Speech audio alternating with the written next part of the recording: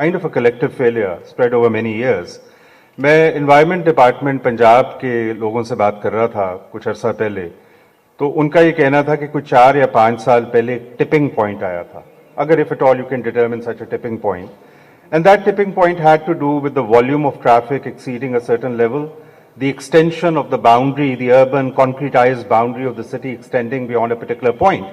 I don't know whether it is really possible scientifically to pick a particular point. I think it is important, as my friends are saying, that we need to think of this not only as a long-term problem we have created, but also a long-term problem which is going to stay here unless we have a sustained and a multi-pronged kind of an effort. अच्छा, अब हम बात आगे थोड़ी इदारों की भी करेंगे, चाहे वो environmental monitoring है, चाहे वो कानून है कि उनकी क्या सेहत है, अदलिया का क्या काम है, ट्रैफिक पुलिस की क्या सूरत हाल है.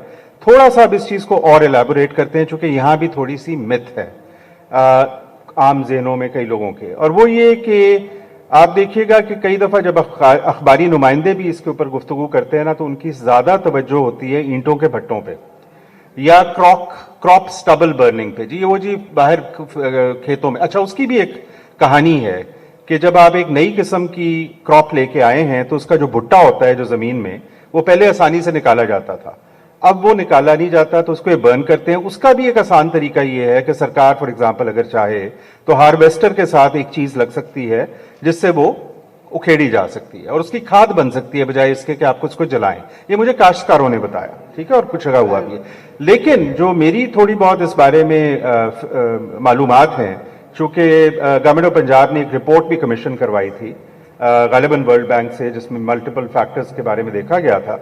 Predominant, correct me if I am wrong, predominant जो यहाँ फैक्टर है वो व्हीकुलर पोल्यूशन है, उसके बाद आपकी डर्टी इंडस्ट्री है, और ये दोनों चीजें मिला के कोई 80 से 85% कॉन्ट्रीब्यूशन इनकी है.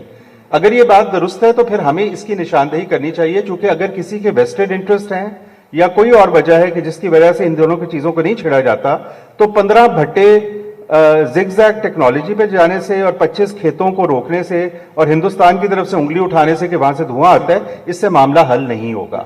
आपको पब्लिक ट्रांसपोर्ट का सोचना पड़ेगा, आपको क्वालिटी का सोचना पड़ेगा, रीलोकेशन ऑफ इंडस्ट्री का सोचना पड़ेगा, और सख्त सजाओं का सोचना पड़ेगा जहां पे फैक्ट्रियां टायरों और कूड़े और प्लास्टिक से चल रही हैं.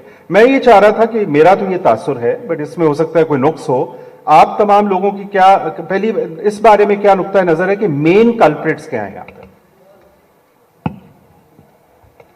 देखिए उसामा, आपने बात बेसिकली दुरुस्त कर दी है. ये ब्रिक्स और क्रॉप बर्निंग पे जितना हम टाइम ज़ाया करते हैं ना, ये कार्रवाई दिखाने के लिए, बिकॉज रिफाइनरीज को यूरो 2 से यूरो 6 तक लाने के लिए जो अपग्रेड्स की ज़रूरत है, जो इन्वेस्टमेंट्स की ज़रूरत है, हमारे पास वो पैसे नहीं है. हम IMF से 5 बिलियन का लोन नहीं ले सकते, ये तो 5-6 बिलियन पर रिफाइनरी की इन्वेस्टमेंट होगी. We just don't have the money. और यहाँ हम बात नहीं करते. पाकिस्तान में आज रिन्यूएबल बिजली जो है वो हर दूसरी किस्म की बिजली से सस्ती है, मगर हम रिन्यूएबल एनर्जी पे बात नहीं करते. हम बस देखें, अदालत को दिखाते हैं कि जी 50 FIRs हो गई हैं, हमने 15 इधर इंडस्ट्री लाहौर में बंद कर दिए, देखें जी हम कार्रवाई कर रहे हैं. ये हर साल कार्रवाई दिखाते हैं, कार्रवाई करते हैं नवंबर दिसंबर, फिर एक बारिश होती है और ये अल्लाह को दुआ देते हैं कि हम काम निकल गया अगले साल के लिए, और इसी तरह काम चलाते हैं.